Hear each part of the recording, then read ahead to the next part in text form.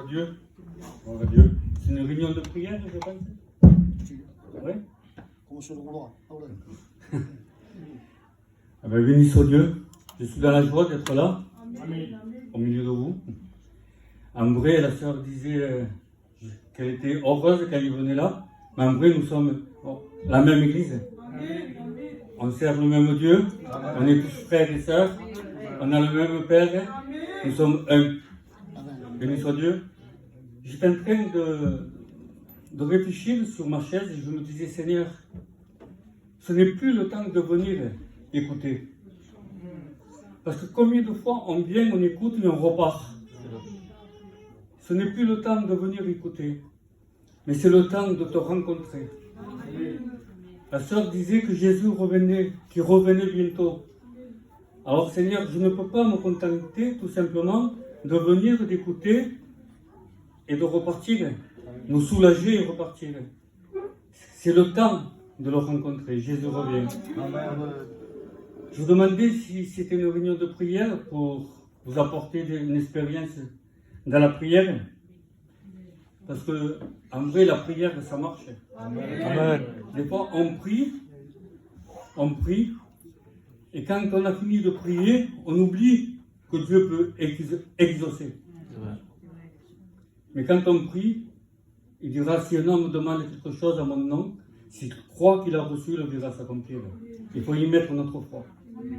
Pendant un temps, Dieu a permis que je m'occupe des hôpitaux. Sur Marseille, donc 2 ans sur Marseille, je me suis occupé de l'hôpital de la Timone. Et 1 an sur Arles.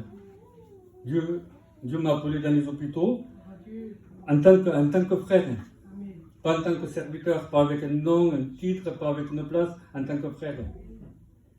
Donc dans cet hôpital, j'étais là-bas pendant 2 ans, j'avais une salle dans l'hôpital, j'avais accès dans toutes les chambres, et j'allais là-bas plusieurs fois dans la semaine. Des fois j'allais là-bas avec ma voiture, et quand j'allais là-bas, je ne savais pas qui j'allais voir, je ne savais pas qui j'allais rencontrer, je faisais confiance en Dieu. Parce que je m'occupais du secteur protégé des enfants qui avaient la maladie du siècle. Donc je pouvais toucher les enfants, j'avais du contact avec les enfants et du contact avec les parents. Et un jour, voilà, que j'étais dans le couloir de cet hôpital, et je marchais, je priais, je faisais des allers-retours et je priais. Et d'un coup, je vois un homme au bout du couloir comme ça qui criait. Il criait. Il s'arrachait les cheveux, il criait, c'est fini, c'est fini. Et là, tout doucement, je me suis approché de lui. Et je lui ai posé une question, je lui ai dit, monsieur, qu'est-ce qu'il y a? Il me dit, ça y est, ils viennent de débrancher mon enfant de 7 ans. Dans quelques heures, c'est fini. Moi, je vous le dis comme ça. Lui, il s'arrachait les cheveux, il pleurait, il criait. Alors, je l'ai pris avec moi tout doucement. Et je l'ai amené dans la cuisine donc, de l'hôpital. Et là, on s'est assis tous les deux. Et bien sûr, moi, je ne savais pas quoi dire dans ce moment. Et Dieu me dit d'un coup, ne parle pas de l'enfant. Il faut qu'il demande pardon. Parce que des fois, on prie pour les nôtres, et nous-mêmes, des fois, on n'est pas convertis. Nous-mêmes, des fois, on n'est même pas en règle avec Dieu.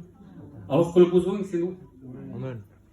Et quand notre coupe sera rempli, on pourra verser sur ceux qui sont avidés. Alors, ce n'était pas facile dans ces moments-là, mais j'ai voulu être sensible à la voix de l'esprit. Et je lui ai dit, monsieur, il faut que vous demandiez pardon. Vous n'avez pas été voir des marabouts, vous n'avez pas été faire des choses qui n'étaient pas la gloire de Dieu. Et en pleurant, il m'a dit, oui, ma femme, il a été. Il a donné une photo. Il prie pour mon fils. Alors là, je lui ai dit, monsieur, il faut demander pardon. Il s'est mis à genoux. Il a crié à Dieu de tout son cœur. Il a demandé pardon à Dieu. Et là, au bout d'un certain temps, je lui ai dit, écoutez, maintenant, si vous voulez, on va rentrer dans la chambre et on va prier.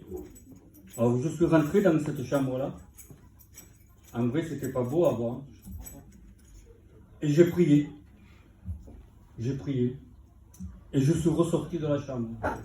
Je suis sorti, j'ai descendu un peu, j'étais marché un peu. Et un petit moment après, je suis remonté. Et quand je suis remonté, cet homme-là, quand il m'a vu venir, il s'est mis à crier de nouveau. Alors je me demandais qu'est-ce qui s'est passé. Je me suis approché, j'ai dit qu'est-ce qu'il y a. Il me dit mon enfant. Ça faisait plus d'une semaine qu'il ne buvait plus, qu'il ne mangeait plus rien. Il vient de boire un verre d'eau. Les heures ont passé. Les heures ont passé. L'enfant a ouvert les yeux. Il s'est réveillé. Les jours ont passé, il était sur le lit en train de manger. Et quelques jours après, il est rentré chez lui guéri. Et je pourrais vous en dire plusieurs des expériences comme ça. Parce que j'en ai vécu plusieurs. Ce n'est pas quelque chose qu'on m'a raconté, je l'ai vécu. Amen. Nous servons le même Dieu. Nous servons un Dieu qui est capable d'intervenir dans ta vie, qui est capable de répondre. Mais des fois, nous mettons des barrières. Alors Dieu nous appelle à revenir à lui demander pardon et à le servir. Que Dieu vous bénisse. Amen.